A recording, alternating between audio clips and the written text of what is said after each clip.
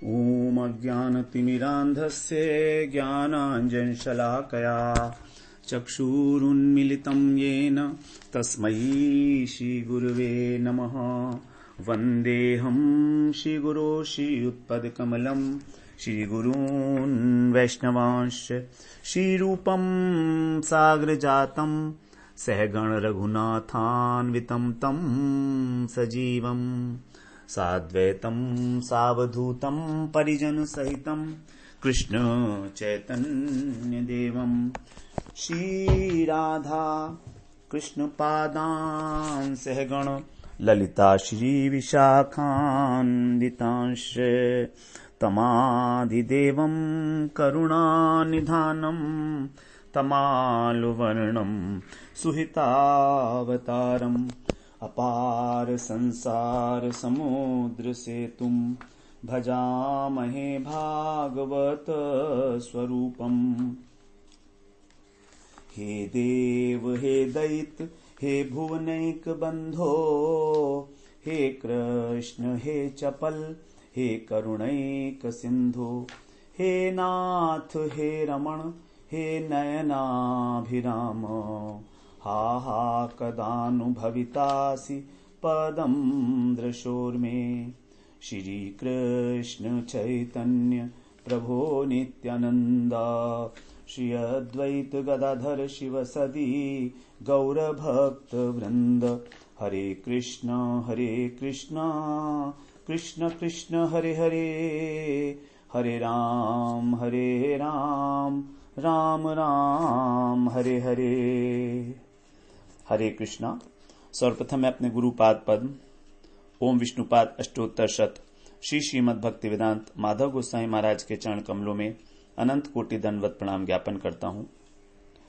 हम लोग श्रीमद् भागवत महापुराण में दशम स्कंध में 20वां अध्याय श्रवण कर रहे हैं, जिसमें सुखदेव महाराज ने वर्षा ऋतु और शरद ऋतु का वर्णन करते हुए बड़े आध्यात्मिक परमार्थिक तत्वों को स्पष्ट किया है कि किस प्रकार से उपमा देते हुए जो भी क्रियाएं हो रही हैं वर्षा ऋतु और शरद ऋतु में, उसको उपमान के द्वारा उन्होंने उन सब की उपादेयता का वर्णन किया है कि किस प्रकार ये हमारे लिए कल्याणकारी हो सकती हैं। जिस प्रकार वर्षा के जल से समस्त वृक्ष जलचर थलचर प्राणी पुष्टि को प्राप्त होते हैं, सुंदरता को प्राप्त होते हैं, उसी प्रकार भगवान की सेवा से मनुष्य जो है सब प्रकार की सुंदरता सुख समृद्धि वृद्धि को प्राप्त करता है। आगे बताते हैं कि जिस प्रकार वर्षा के जल से जो उफनती हुई नदियां हैं, जैसे वे शांत महासागर को भी क्षुब्ध कर देती हैं, उसी प्रकार जो विषय भोग की वासनाएं हैं वो जो अपरिपक्व योगी हैं उनके हृदय को भी क्षुब्ध कर देती हैं, अपरिपक्व योगी के हृदय को। तो इस प्रकार से हमें अपनी साधना में तपस्या करते हुए विषय वासनाओं का त्याग करना उचित ही है। जहां तक हो सके हमें युक्त वैराग्य का आश्रय लेकर और इन विषयों से ऊपर उठना चाहिए।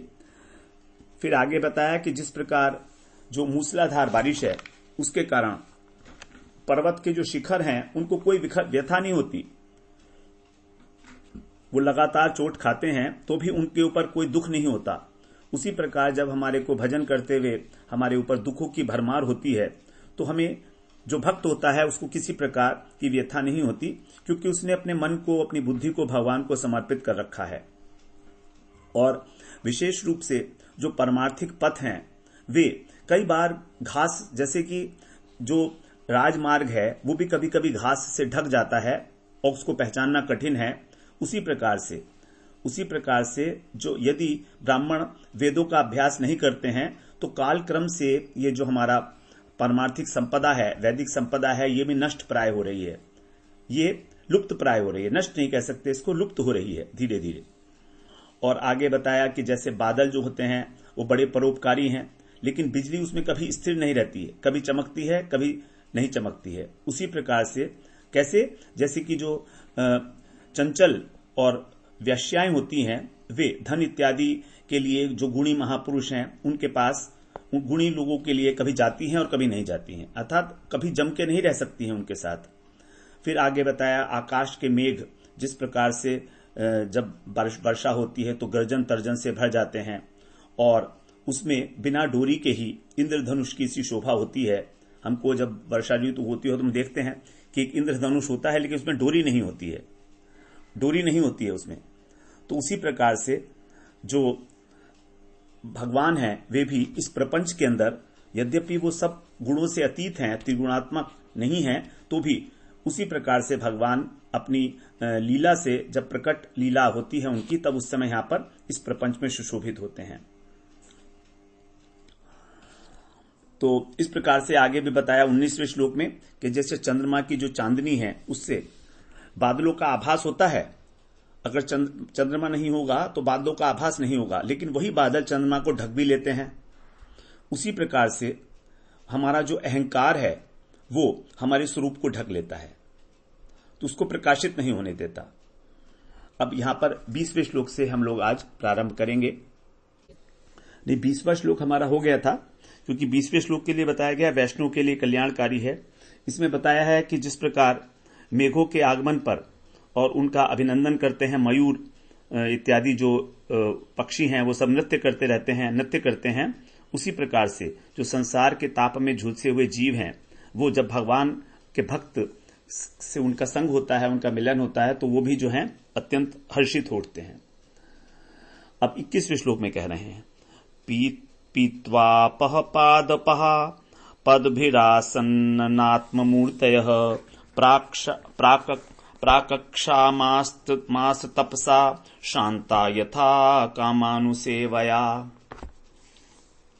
यथा तपसा, जिस प्रकार की तपस्या से, प्राक माने पहले, क्षामा जो अत्यंत क्षीण हो गए हैं ऐसे, और श्रांत मतलब परिश्रांत योगी हैं वे, कामानुसेवया जब उनकी इच्छा पूरी हो जाती है, तो यथा नानात्म मूर्तय, जिस प्रकार वो अपना काय व्यू का प्रकाश करके अनेक मूर्ति प्रकट कर सकते हैं जब उनको सिद्धियां मिल जाती हैं, उसी प्रकार से ग्रीष्म काल में तपसा गर्मी के कारण, श्यामा शांता पादपा जो क्षीण हो गए हैं, सूखे हुए वृक्ष हैं, वे भी, पद भी माने जड़ से ही, पीत्वा अपह पीत्वा, अपह माने जल, वर्षा का जो जल है उसको पान करके, नानात्म मूर्तयः आसन, वो उनके अंदर भी नाना मूर्तियां उत्पन्न हो जाती हैं, जैसे अंकुर, पत्ते, पल्लव इत्यादि। तो ग्रीष्म काल में जो वृक्ष सूख जाते हैं वे वर्षा काल में फिर अपनी जड़ों से जलपान करते हैं और उनके अंदर पत्र, पुष्प, पल्लव इत्यादि आ जाते हैं। जैसे कि पूर्व समय में जो सकाम भाव से तपस्या करते थे, ऐसे दुर्बल मनुष्य जब योग ऐश्वर्य को प्राप्त करते थे तो उनका जो है शरीर बड़ा सुंदर हो जाता था, हष्ट-पुष्ट हो जाते थे। नाना मूर्त है।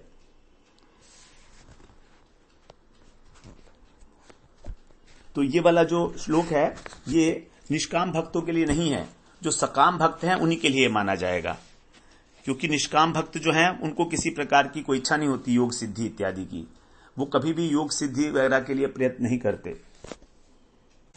22वें श्लोक में कह रहे हैं, सरस्व शांत रोधसु न्यूषु रंगापि सारसः गृहेषु शांत कृत्येषु ग्राम्या इव दुराशयः।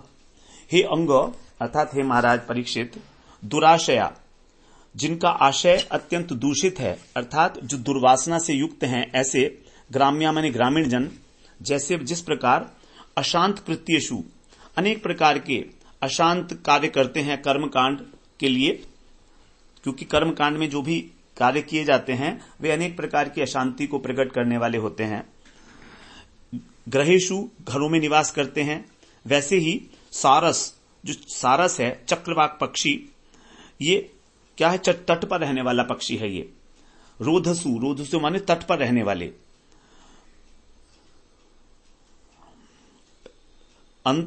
अशांत, अशांत माने जो अशांत है, अशांत जगह है, मतलब कीचड़ इत्यादि में रहते हैं वहां पर। अपि सरसु, और सरोवर में न्यूष अति आसक्ति के साथ निवास करते हैं, निरंतर डटे रहते हैं, यहां से हटते नहीं हैं। ये जो पक्षी हैं चक्रवाक इत्यादि, ये उस कीचड़ में रहते हैं और वहां से कभी हटते नहीं हैं, निरंतर रहते हैं वहां पर। न्यूष माने अत्यंत आसक्त होकर रहना। तो इनकी अशांति का कारण यह है कि कांटों में कीचड़ में पड़े रहते हैं और जल का बहाव भी होता है, तो प्रायः अशांत रहते हैं और एक क्षण के लिए भी उसे नहीं छोड़ते। उसी प्रकार से जो अशुद्ध हृदय वाले हैं विषयी पुरुष काम धंधे के झंझट से कभी भी छुटकारा नहीं पाते और वहीं अपने घर पर ही पड़े रहते हैं। तो सारस इत्यादि पक्षियों की विशेष बात है कि इनको जो है किनारों से बड़ा प्रेम होता है, जलाशय के किनारों से, चाहे वहां पर कांटे हों चाहे कीचड़ हो। उसी प्रकार से जगत में जो व्यक्ति हैं उनकी भी अवस्था इसी प्रकार की है। संसार में अनेक प्रकार के कष्टों का भोग करते हैं तो भी वो उस आसक्ति को नहीं त्याग पाते जो उन्होंने अपनी लगा रखी है। अब 23वें श्लोक में कह रहे हैं, 23वें श्लोक में कह रहे हैं, जलौघैर निर्भिद्यन्त सेतवो वर्षतीश्वरे पाखंडिनाम सद्वादैर वेद मार्गा कलौ यथा। पाखंडी नाम अर्थात जो पाखंडी हैं उनके असतवादई, असत मतलब मिथ्या, जो उनके मिथ्या मतवाद हैं उनसे कलौ यथा, जिस प्रकार कलयुग में वेद मार्गा, वैदिक मार्ग जो है वो छिन्न भिन्न हो जाता है, क्षीण हो जाता है पाखंड धर्म से, और ईश्वरे उसी प्रकार से जैसे कि ईश्वर मतलब यहां पर इंद्र के लिए कहा गया है कि जो इंद्र हैं वे उनके द्वारा वर्षति, जब तीव्र वर्षा की जाती है तो जल औघई, उस पानी के बाहर से प्रवाह से सेतवः निर्भिद्यंत, पुल जो है बने हुए वो टूट जाते हैं। तो जो पाखंडी लोग हैं इस कलिकाल के अंदर अपनी अकाट्य कुतर्कों के द्वारा, कुयुक्तियों के द्वारा धर्म की मर्यादा को छिन्न भिन्न करते हैं। उसी प्रकार जैसे कि जल के वेग के कारण बांध इत्यादि टूट जाते हैं। अब 24वें श्लोक में कह रहे हैं, व्युमुंचन वायुभिर्नुन्ना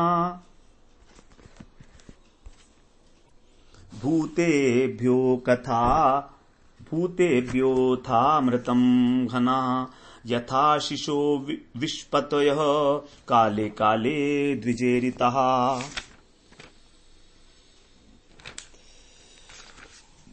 यहां बता रहे हैं कि यथा माने जिस प्रकार समय समय पर द्विज ईरिता, ब्राह्मणों की प्रेरणा से विष्पतय, विष का अर्थ होता है धन, तो जो धनपति लोग हैं, जो धनी हैं, वे आशीष अपनी लोगों की अभिलाषाओं को पूरी करते हैं।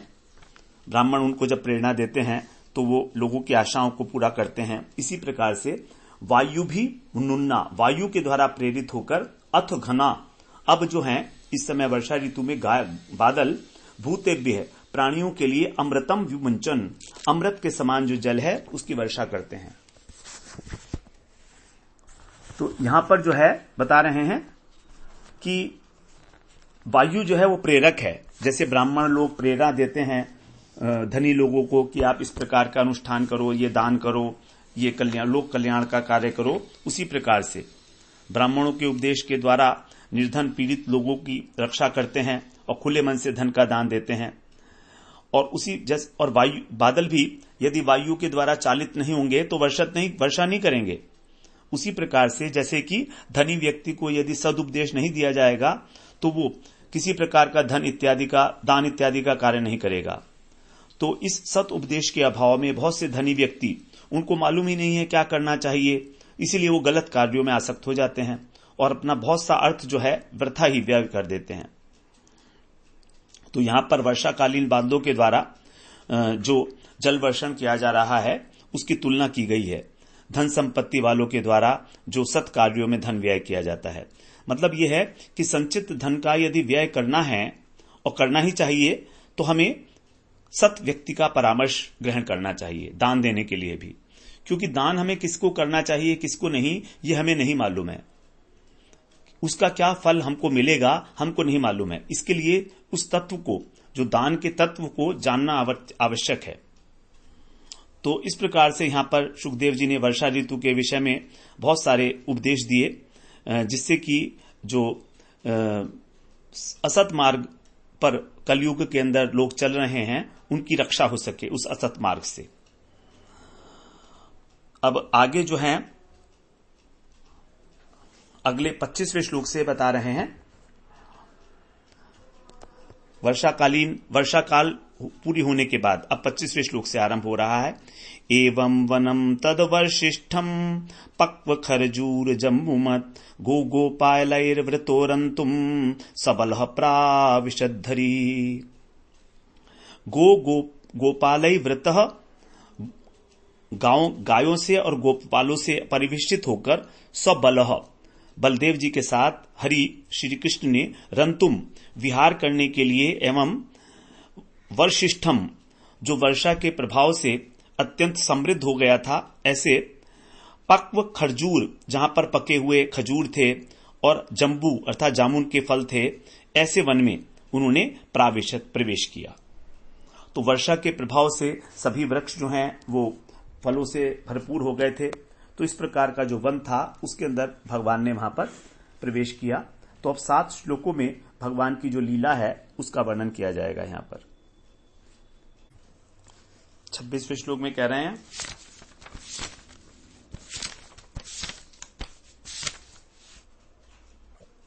धेनवो मंदगामिन्ये उधो भारेण भूयसा ययुर्भगवताहुता द्रुतम प्रीत्या स्नुतस्तनिः। यहां पर अब गाय की जो है बता रहे हैं क्या स्थिति है। भूयसा, भूयसा का मतलब होता है अधिक, बहुत अधिक। उधो भारेण स्तन भार के कारण।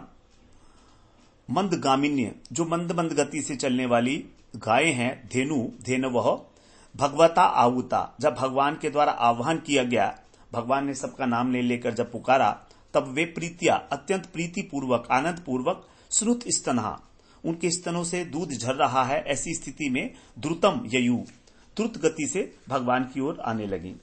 यही भगवान की जो है के प्रति प्रीति का चिन्ह है। सभी गायें भगवान को बड़ा प्रेम करती हैं। तो जैसे ही उनका नाम लेकर भगवान पुकारते हैं, देखिए कितनी सारी गायें हैं, तो भी भगवान जो है उनका नाम ले लेकर पुकारते हैं, उनको पता लग जाता है कि हमारे को बुला रहा है। इस प्रकार से सारा जो वन है वो दूध से ही गीला हो गया। अब 27वें श्लोक में कह रहे हैं, वनौकसः प्रमुदिता वनराजीर मधुच्युतः जलधारा गिरनादान आसन्ना दद्रशे गुहा। जो वनौकसः जो वन में रहने वाले लोग हैं वे प्रमुदिता अत्यंत प्रसन्न थे। सभी लोग अत्यंत प्रमुदित होकर निवास कर रहे हैं वनों में। वनराजी जो वृक्षों की पंक्तियां हैं, वनराजी उनसे मधुच्युतः मधुधारा क्षरित हो रही है, बह रही है। गिरई जलधारा और पर्वत की जलधारा, पर्वतों से जलधारा प्रवाहित हो रही है। नादात जलधारा के उस शब्द से जो गुंजायमान है, आसन्ना माने उसके निकटवर्ती जो आसन जो गुहाएं हैं, कंदराएं हैं, उनको भी जो है बताया यहां पर कि भगवान ने ददृश्य माने देखा। भगवान ने जब विहार करने की इच्छा की सखाओं के साथ, बलदेव जी के साथ, तो ये सब कुछ देखा कि वृक्ष जो हैं अनेक प्रकार से मधुधारा का क्षमण कर रहे हैं और वन की भूमि जो है जिनसे गीली हो जा रही है, पर्वतों से जलधाराएं कलकल नाद करती हुई द्रुत गति से प्रभावित हो रही हैं। वृक्ष जो पर्वत हैं जैसे गोवर्धन पर्वत, उनकी कंदराओं में हिरन मयूर आकर सब बाहर खड़े हैं और सारी वन भूमि जो है वो वृंदावन बिहारी श्री कृष्णचंद्र को आनंद में विभोर करने के लिए बिल्कुल उत्सुक है। इस प्रकार से यहां पर वन की शोभा बताई गई। आगे अब 28वें श्लोक में कह रहे हैं, क्वचित वनस्पति क्रोड़े गुहायांचाभिवर्षति निर्विश्य भगवान रेमे कंदमूल फलाशनः। क्वचित माने किसी समय जब बारिश होती थी उस समय की बात बता रहे हैं। अभिवर्षति वर्षा प्रारंभ होने पर भगवान वनस्पति क्रोड़े जो वृक्ष हैं, वृक्ष को वनस्पति कहा जाता है, तो किसी वृक्ष की कोटर में, क्रोड़ में उसके अथवा गुहायाम पर्वतों की कंदरा में निर्विश्य माने प्रवेश करके कंदमूल फलाशन है, कंदमूल फल का भोजन करते थे। इस प्रकार रेमे वो क्रीड़ा कर रहे हैं। भगवान जो हैं इस प्रकार से वहां पर कभी वृक्ष की कोटर में चले जाते हैं जब बारिश होती है तो, और कभी कंदराओं में प्रवेश कर जाते हैं। कंदमूल 2 प्रकार के होते हैं, एक तो होते हैं मोटे कंदमूल और एक होते हैं लंबे कंदमूल। 2 प्रकार के कंदमूल बताए गए हैं। ये एक प्रकार का फल है जो जंगल में पाया जाता है, बड़ा मीठा होता है ये। तो वहां पर कभी ये जो है किसी शिला के ऊपर बैठ जाते या जलाशय के किनारे पर, और घर से जो भी लाते थे दही भात इत्यादि, वो सब जो है उसका भी भोजन करते, प्रयास पूर्वक भोजन करते वहां पर। अब 29, 30, 31 ये तीनों श्लोक हम लोग एक साथ पढ़ेंगे। दध्योदनम समानीतम शिलायाम सलिलांतिके संभोजनीयैर्बुभुजे गोपै संकर्षणान्वितः शाद्वलोपरि संविश्य चर्वतो मीलिते क्षणान् तृप्तान् वृषान् वत्सतरान् गाश्च सोधो भरश्रमः प्रावृट्ट श्रियञ्च ताम वीक्ष्य सर्वकाल सुखावहाम् भगवान् पूजयाञ्चक्रे आत्मशक्त्युपवृंगिताम्। 29, 30 और 31 तीनों हैं। किसी समय में संकर्षणान्वित, संकर्षण जी के साथ अर्थात बलदेव जी के साथ, संभोजनीय जो स्वजातीय गोप हैं उनके साथ, सलिलांति के पानी के किनारे पर, शिलायाम माने शिला के ऊपर, समानीतम दध्योदनम बुभुज अपने और परिजनों के द्वारा जो लाए हुए भोजन थे, दधि मिश्रित अन्न का भोजन करने लगते। इसके बाद कह रहे हैं भगवान शादवलोपरी अर्थात हरी हरी घास के ऊपर, संविश्य मीलिते क्षण अपनी आंखें बंद करके और चरवतः जुगाली करते, और जैसे कि देखते हैं तृप्तान वृषान वस्त्रान, जैसे कि तृप्त जो बैल हैं, बछड़े हैं, वो जुगाली करते हैं हरी हरी घास पे बैठ के, उसी प्रकार से जो है खुद भी उसी प्रकार से करने लगे। देखा उन्होंने, भगवान ने नहीं, खुद नहीं कर रहे हैं, भगवान ने इस प्रकार से देखा कि वहां पर बैल बछड़े इत्यादि जो हैं आंख बंद करके जुगाली कर रहे हैं। इस प्रकार भगवान ने उनको देखा, उनकी आंखें बंद थी, और इस प्रकार जो है उनका अभिनंदन किया। फिर भगवान ने जो है इन सबको देखकर और उन्होंने अपनी शक्ति के द्वारा जो वर्षाकालीन सौंदर्य है उस सौंदर्य का अभिनंदन किया भगवान ने।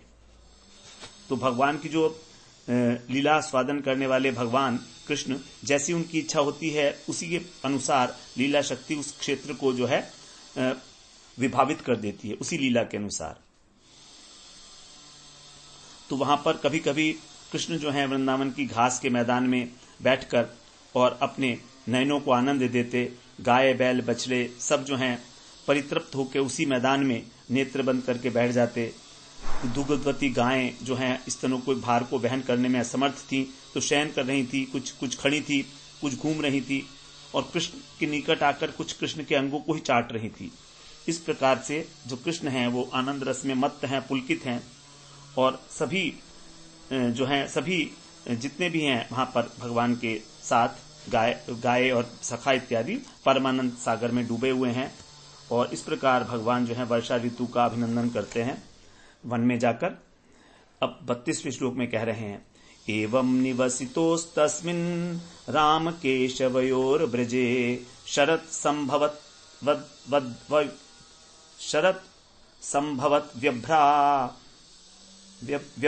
व्यभ्रा स्वच्छाम्बु परुषानिला।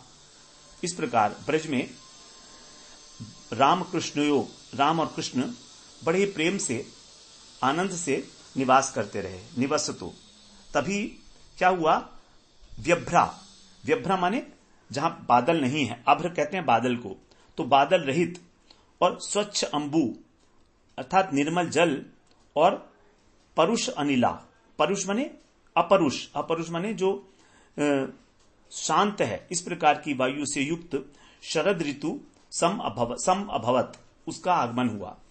तो वहां पर जो है जैसे ही वर्षा ऋतु बीती शरद ऋतु आ गई। तो यहां पर अब 18 श्लोकों में शरद ऋतु का वर्णन किया जाएगा कि किस प्रकार जो है सरोवर इत्यादि का जल शरद ऋतु में स्वच्छ हो जाता है, निर्मल हो जाता है, शीतल मंद सुगंध वायु प्रवाहित होने लगती है।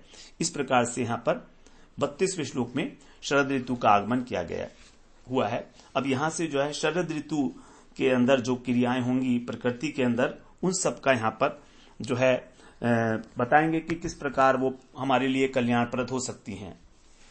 33वें श्लोक से फिर इंपॉर्टेंट हो जाता है। कह रहे हैं शरदा नीरजो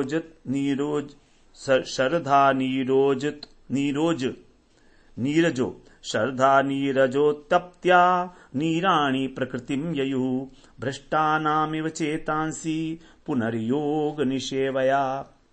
भ्रष्टानाम, जो योग भ्रष्ट लोग हैं, उनका चित्त जिस प्रकार पुनः योग निवेशया, फिर उसके बाद निवेशित होकर भक्ति योग में, इव माने जैसे शुद्ध होता है, उसी प्रकार नीराणी माने जल में नीरजोत्पत्तिया, कमल की उत्पत्ति होने के कारण शरद ऋतु जो है स्वच्छता को प्राप्त हो गई। शरद ऋतु के आने पर सरोवर जो है सब स्वच्छ हो गए। जो जैसे योग से भ्रष्ट व्यक्ति यदि भक्ति योग का पालन करता है तो उसका हृदय जो है शुद्ध हो जाता है, सहज रूप से भगवान की उसमें स्फूर्ति होने लगती है। तो यहां पर भक्ति योग के सेवन के साथ ही शरद काल का और भक्ति स्फूर्ति के साथ कमल का सादृश्य दिखाया है। बड़ी इंपॉर्टेंट बात बताई है यहां पर कि हमारा जो मलिन मन है वो कैसे शुद्ध होगा, जब हम भक्ति योग का आश्रय लेंगे। जैसे कि शरद काल के में सभी जल का दोष दूर हो जाता है, उसी प्रकार से हमारे सब दोष जो हैं भक्ति का पालन करने से नष्ट हो जाते हैं और हमको चित्त की प्रसन्नता प्राप्त हो जाती है। 34वें श्लोक में कह रहे हैं व्योमनो ब्रह्म भूतशाबल्यम भुवः पंकमपामलम शरज्जहार श्रमिणाम कृष्णे भक्तिर्यथा शुभम। कृष्ण भक्ति अर्थात कृष्ण विषयक भक्ति है जैसे उससे आश्रमी नाम, जो गृहस्थ इत्यादि 4 वर्णाश्रम धर्म है, उनका अशुभ नष्ट हो जाता है, विघ्न हरण हो जाती है भक्ति के द्वारा। उसी प्रकार शरद काल में व्योमन है, आकाश के अंदर जो 3 प्रकार के दोष हैं, अभ्र माने मेघ, भूत शाबल्य का मतलब होता है हृदय की जो है संकीर्णता, भुवम पंकम अपाम मलम और पृथ्वी का कीचड़ और जल की मलनता, ये चारों दूर हो जाती हैं। तो ब्रह्मचारी, गृहस्थ, वानप्रस्थ और सन्यासी, इन सब के अशुभ दूर हो जाते हैं। जैसे कि मेघ समूह, प्राणियों के अंदर संकीर्णता का भाव, पृथ्वी के अंदर कीचड़ और जल की मलिनता दूर हो जाती है। तो आकाश में 4 प्रकार की मलिनता वैसे ही दूर हो जाती है जैसे कि सत्संग में शुद्ध भक्ति के द्वारा। तो यहां पर बताते हैं कि यदि वर्णाश्रम धर्म का पालन करने वाले जो 4 आश्रम हैं वे भी भक्ति के अंदर प्रवेश करते हैं तो उनका सब प्रकार से जो है दोष नष्ट हो जाता है। जैसे ब्रह्मचारी का यदि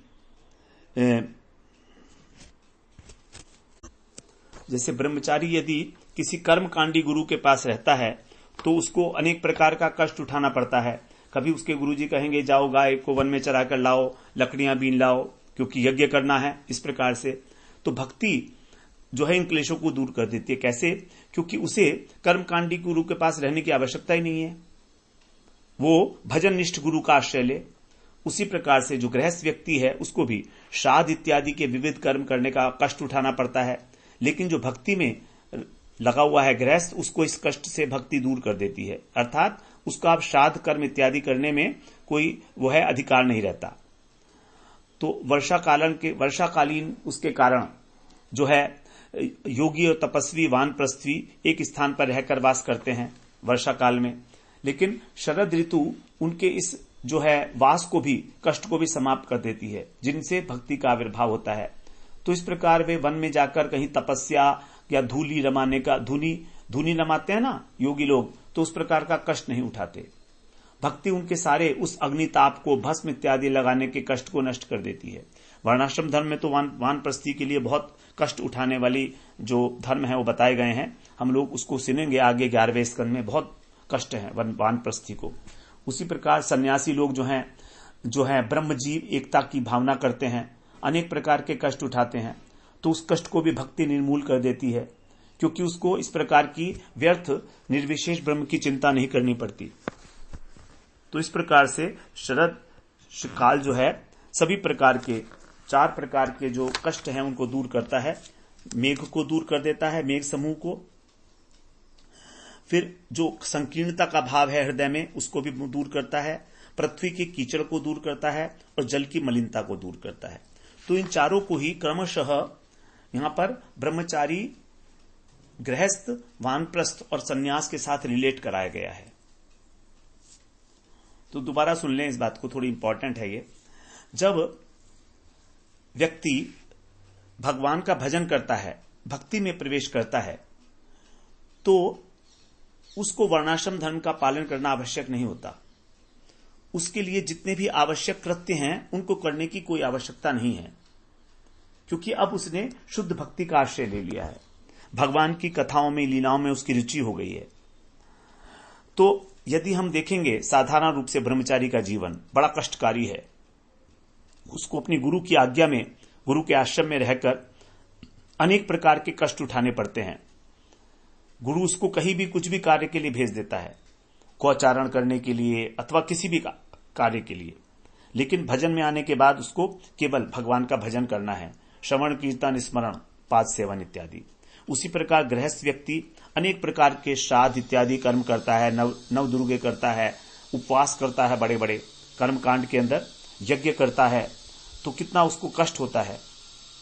उसी प्रकार से जब वहां पर उसकी भक्ति के अंदर जब उसकी प्रवेश हो जाता है, तो उसको इस संकीर्णता से भी छुट्टी मिल जाती है। इसको कहा गया संकीर्णता, गृहस्थ व्यक्ति के लिए कहा गया संकीर्णता, और वे ब्रह्मचारी के लिए कहा गया मेघ।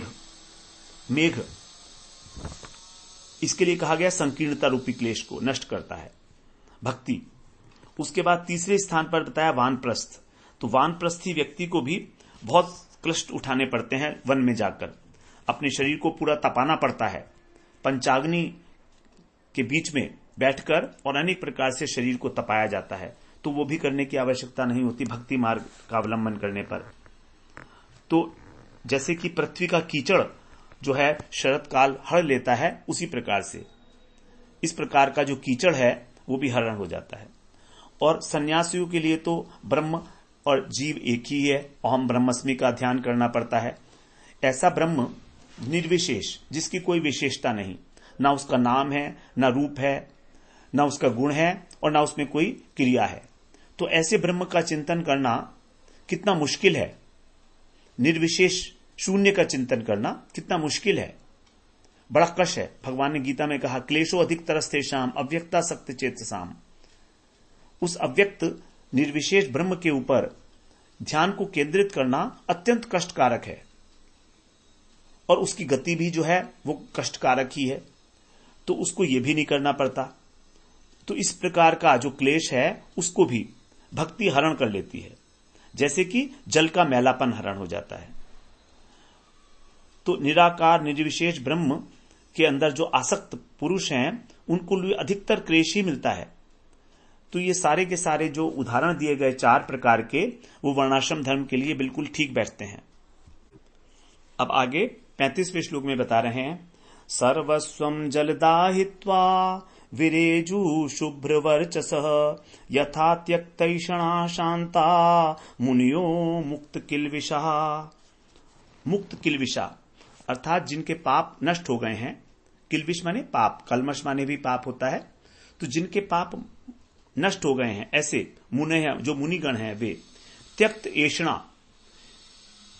अपनी सभी इच्छाओं को त्याग कर, ऐषणा 3 प्रकार की बताई गई है, पुत्रेषणा, वित्तेषणा और लोकेषणा।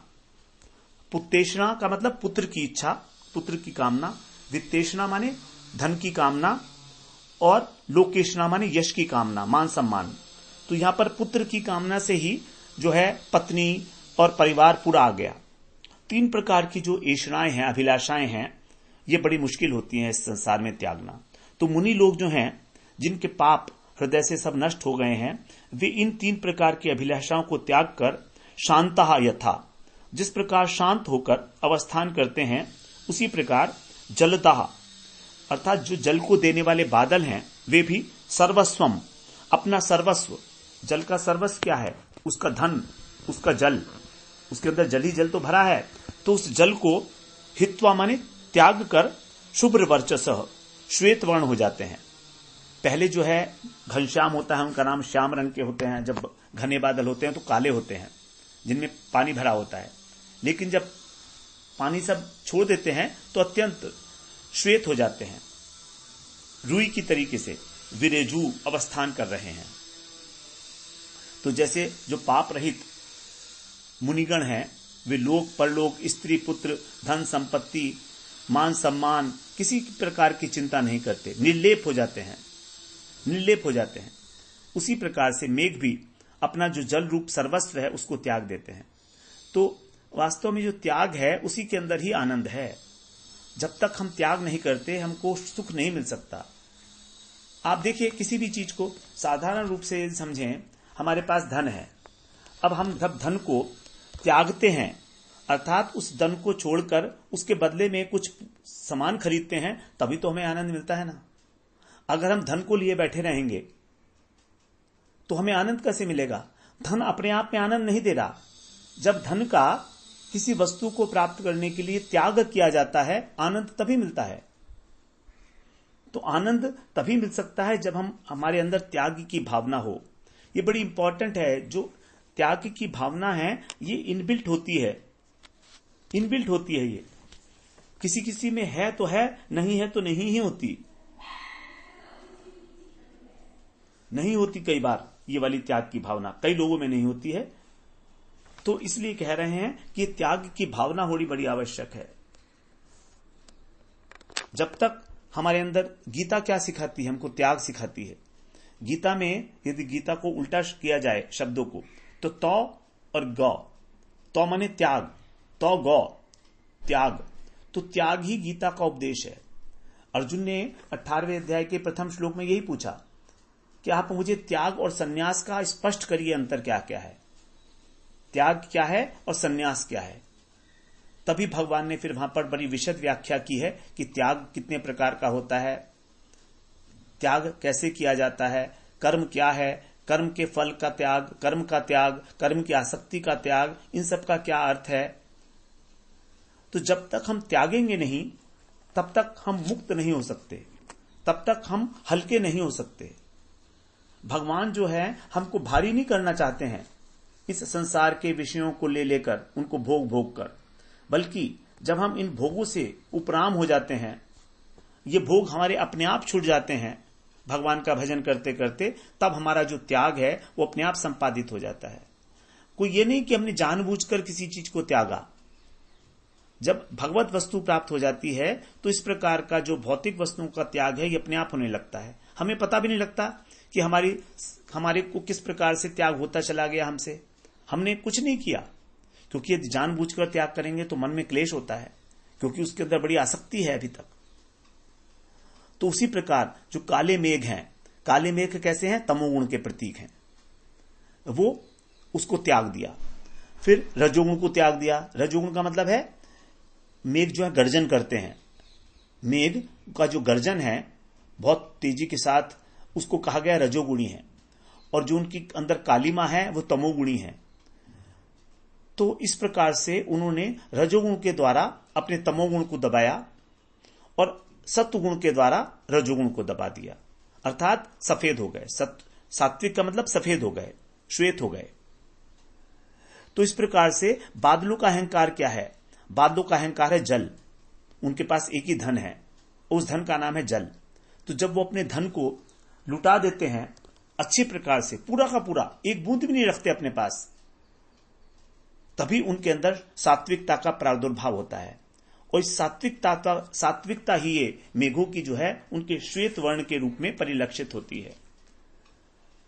सर्वस्वम जलता हित्वा विरेजु शुभ्र वर्चस है, शुभ्र हो जाते हैं, वो सफेद रंग के हो जाते हैं, रुई की तरह हल्के हो जाते हैं। इस प्रकार यहां 35वें श्लोक में बताया। अगले सत्र में फिर हम लोग 36वें श्लोक से श्रवण करते हैं। वांछा कल्पतरुभ्यश्च कृपा सिंधुभ्य एव च पतितानां पावनेभ्यो वैष्णवेभ्यो नमो नमः।